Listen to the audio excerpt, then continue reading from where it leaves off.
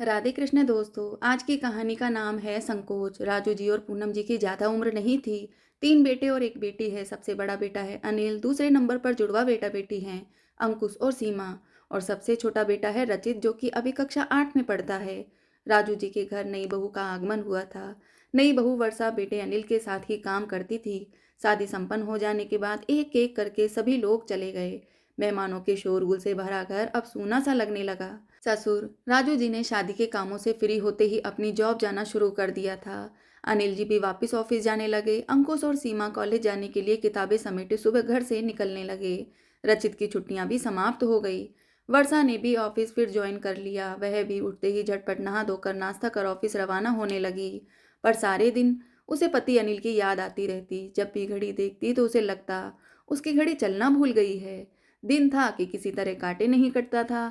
सारा ध्यान शाम के 8 बजने पर अटका रहता, क्योंकि उस समय उसका पति से मिलना होता था। अनिल और वर्षा का प्रेम विवाह था। वर्षा के पिता साधारण परिवार के थे, पर वह श्रेष्ठ ब्राह्मणों में गिने जाते थे।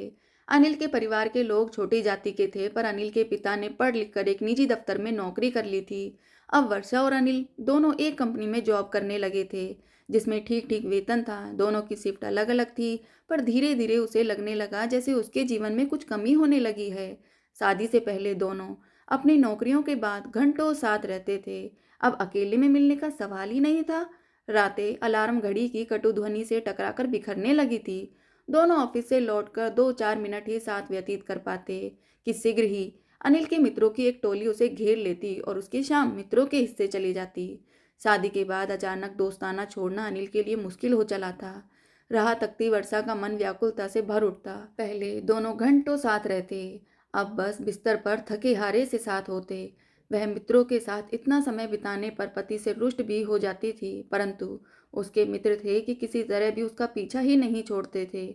मगर वह उन्हें घर से बाहर निकाल पाने में सफल नहीं होते तो सब वहीं पर धरना देकर बैठ जाते। ड्राइंग रूम में चाय कॉफी के दौर चलते रहते और वर्षा अपने कमरे में अकेली बैठी कुढ़ती रहती। इतना ही नहीं था कि विवाह की सजावट और धूमधाम से भरे घर का एकाएक जैसे सारा नक्शा ही बदल गया था। घर में सफाई और व्यवस्था का बहुत अभाव था। एक तरह से स्वाभाविक ही था। वर्षा ऐसे घर से आई थी कि जहाँ साफ सफाई स्वाभाविक तौर पर की जाती थी। अनिल का परिवार साफ सफाई के प्रति काफी उदासीन था। साफ हो गया तो ठीक, वरना जैसा है पड़ा रहने दो। खाने पीने और हंसी चुगल के बीच किसी को टाइम ही कहाँ था कि इस ओर ध्यान दे। परंतु सबके चले जाने के बाद भी व्यवस्था में कोई विशेष अंतर नहीं आया था। सब मेहमान अभी अपनी अपनी चीजें बटोर कर चले गए थे। जहां तहां कपड़ों के अंबार, बेहतरीन बिखरे बैग्स और फर्नीचर, जमीन पर पड़ा कूड़ा, कोनों में पत्तलों और डोनों के ढेर। मिलने आने वालों को नाश्ता पानी कराकर कूड़ा वहीं पर फेंक दिया जाता। जूठन और हरदम गंदगी से रहने वाली मक्खियों के कारण घर की दशा अनाथ सी लग रही थी। किसी को इससे कुछ परेशानी नहीं थी, और वर्षा ने भी शादी से पहले इस बारे में सोचा ही नहीं था। सोचा स्टोर रूम मैं खाली कराती हूँ। वहां जाकर देखा तो बासी मिठाइयों पर मक्खियां मंडरा रही थी, जिसमें घुसते ही वर्षा का दिल मचलने लगा और उसे उल्टी हो गई। उसका मन होता कि वह झाड़ू लेकर जुट जाए और सारे घर को एक सिरे से दूसरे सिरे तक साफ सुथरा करके सजा संवार दे। पर झाड़ू पर हाथ लगाते ही सांस दौड़ी आई और कहा, बहू यह क्या कर रही हो? अभी तो हाथों की मेहंदी भी नहीं छूटी और तू झाड़ू को हाथ लगा रही है। क्या तेरे ये सब करने के दिन है? तुम हंसो खेलो आराम करो, यह सब करने की तुम्हें जरूरत नहीं है। इतने सारे लोग हैं काम करने वाले, खुद कर लेंगे। बहू देखो, अब कुछ नहीं करना है तुम्हें। कोई देखेगा तो क्या कहेगा? कितनी बदनामी होगी। लोग कहेंगे बहू आई नहीं कि सास ने हाथ में झाड़ू पकड़ा दी। चल अब जाकर अपने कमरे में बैठकर टीवी देख ले। अनिल की माँ को यह एहसास था कि ब्राह्मण की बेटी है, कैसे उससे घर में सफाई करवा ले। उन्होंने एक बूढ़ी नौकरानी रखी हुई थी जो इधर उधर सहारा लेकर उल्टी सीधी झाड़ू लगाकर काम खत्म कर देती। वर्षा के कुछ कहने पर वह उसे ऐसे देखती जैसे कह रही हो, तू कल की आई छोकरी हमें सिखाने चली है। और वर्षा का सारा उत्साह भंग हो जाता। उसे रह रहकर अपने घर का स्मरण हो आता और दिल भारी हुआ जाता। उसे लगता उसके माता पिता ने अनेक कष्ट सहकर जो ट्रेनिंग उसे दी थी वह उसका अंश मात्र भी घर में प्रयोग नहीं कर पा रही है। माता पिता ने तीनों बहनों को अच्छी से अच्छी शिक्षा दी थी। कॉलेज से डिग्री लेने के साथ साथ उसने हर खेल में भाग लिया था। तैराकी भी सीखी थी। इसके साथ ही साथ घर का हर काम सीखा था। उसके पिता का वेतन अच्छा था, पर बहुत अच्छा भी नहीं कह सकते। मगर उसके कितने ही रिश्तेदार ऊंचे ओहदे पर थे। वर्षा को बिना दहेज लिए उसे बड़े मान सम्मान से इस घर की बहू बनाकर लाया गया था कि ऊंचे घर की बेटी आ रही है, जिससे उनके दिन फिर अपने आप फिर जाएंगे। सादगी से चलने वाले वर्षा के माता पिता के घर में गंदगी का नाम भी नहीं था। छोटा सा घर सुख संतोष से महकते फूलों की तरह भरा रहता था। सुखी परिवार के लिए धन ही तो सबसे आवश्यक वस्तु नहीं होती है ना। घर की स्वच्छता तथा सुचारू संचालन क्या कभी धन से खरीदा जा सकता है? विरासत में मिले बहू के गुण कहीं ना कहीं दिखते ही हैं। अनिल की माँ दिन भर चूल्हे चक्की में फंसी रहती, दिन भर घर के लोगों को वक्त बेवक्त खाना नाश्ता देने के अतिरिक्त उसे किसी बात से सरोकार ही नहीं था। वर्षा कभी अगर रसोई घर में घुसती तो सास मीठा सा खिसियाकर कह देती, बाहर चलो बहू, रसोई से तुम्हारा रंग काला पड़ जाएगा। वर्षा किस मुंह से कहे कि उसके घर में भी खाना माँ ही बनाती है। हरदम मूवी, फिल्मी कहानियां और फिल्मी गॉसिप में डूबे रहने वाले देवर व फैशन की दीवानी ननद को वह देखती तो देखते ही रह जाती। फिल्मी कहानियां और गीतों में अंकुश को जितनी रुचि थी, उतनी तो उसे कॉलेज की पढ़ाई में भी न थी। सीमा नई नई फिल्में देख देख कर नए से नए फैशन के कपड़े बनवाने में मगन रहती। देवर और ननद कॉलेज जाने के लिए घर से निकलते, पर शायद ही कॉलेज जाते। कभी किसी के घर, कभी किसी चौराहे पर चाय वाले के पास और कभी कैंटीन में बैठकर ही शाम को घर वापस आ जाते। और सबसे छोटा देवर रचित बस्ता लेकर निकलता तो गली के मोड़ पर ही गुल्ली डंडा खेलने बैठ जाता। साल 2 साल फेल होकर अगली क्लास में पहुंचना स्वाभाविक बात हो चुकी थी। नतीजा निकलने पर थोड़ी पिटाई करने के बाद सब कर्तव्य की पूर्ति कर देते और उसे फिर से उसके हाल पर छोड़ दिया जाता। मगर उसका पति अनिल इन सब से अलग था और इसलिए वह अच्छा काम कर रहा था। वह साफ सुथरा था। हर व्यक्ति के पास कुछ काम होता ही है और वह उसमें मस्त था। दूसरा क्या कर रहा है, इससे किसी को कोई सरोकार नहीं था। कभी कभी वर्षा को लगता है कि वह अकेली रह गई है, बिल्कुल अकेली। सबसे स्नेह है और आदर भी, फिर भी वह भावना कैसे उसके मन में प्रवेश कर गई, यह वह किसी तरह समझ ही नहीं पाती और उसके दिल के तार कटने लगते। विवाह से पहले अपने जीवन की रूपरेखा उसने कुछ दूसरी तरह की बनाई थी। अनिल शाह सा प्रेमी पति और स्नेही आदर देने वाला पैसे वाला ससुराल पाकर उसकी बहुत कुछ इच्छा पूरी हो गई थी, परंतु फिर भी कुछ था जो उसे बहुत डरा रहा था, जो उसे पूरा होने से रोक रहा था। उसे डर लग रहा था कि कहीं वह दरारें बढ़कर उसकी सुख शांति को भंग ना कर दे। वह जानती थी कि उसके विवाह पर न जाने कितनों ने कानाफूसी की होगी। वह सोचा करती थी कि जब उसका विवाह होगा तो उसका पति होगा, छोटा सा एक घर होगा जिसमें हर वस्तु कलात्मक और सुंदर होगी। घर में फूलों से भरा गार्डन होगा, हमेशा हरे भरे रहने वाले पौधे होंगे।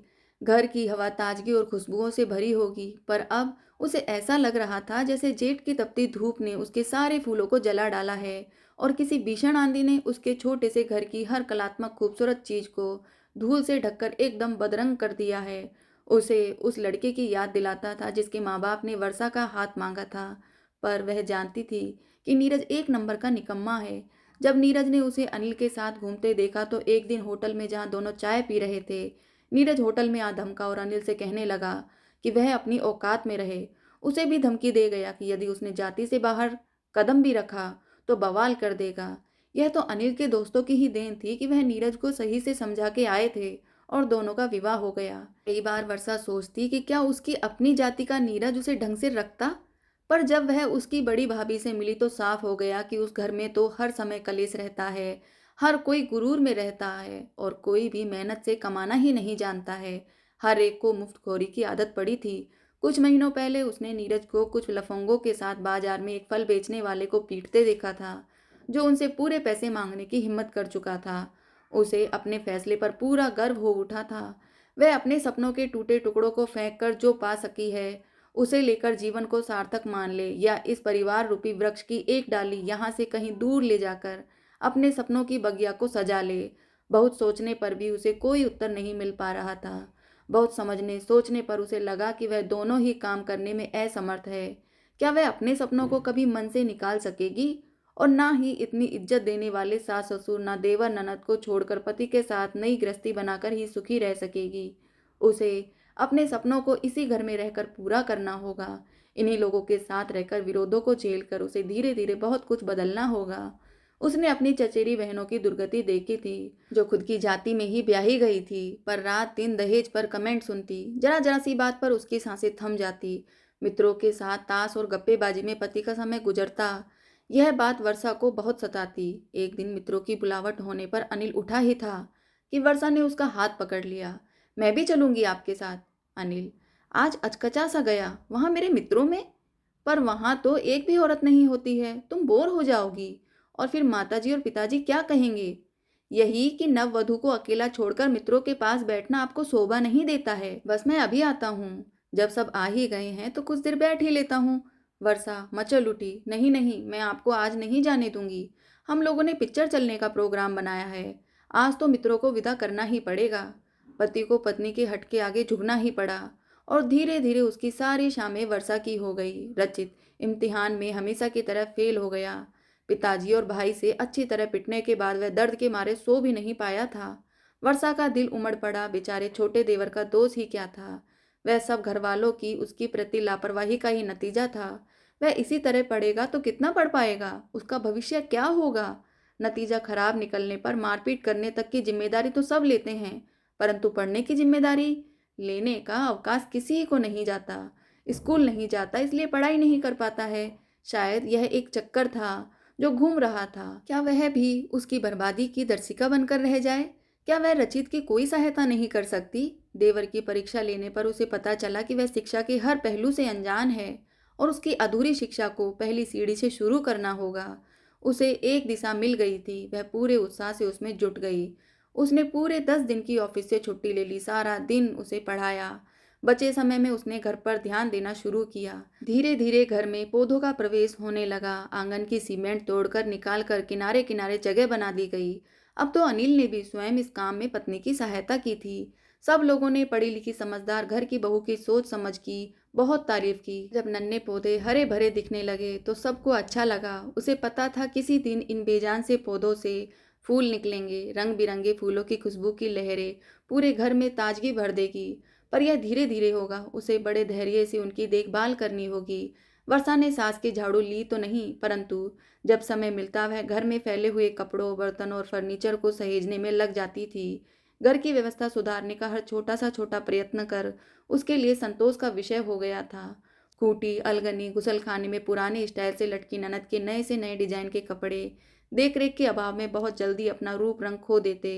पुराने को फेंककर सीमा नए कपड़ों के ढेर लगाती रहती थी। क्या मिलता है इन नए नए फैशनों से? क्या वह उससे कुछ सीख कर लाभ उठा सकती है? यदि वह स्वयं ही कपड़े डिजाइन कर सकती तो कम से कम एक कला तो आती।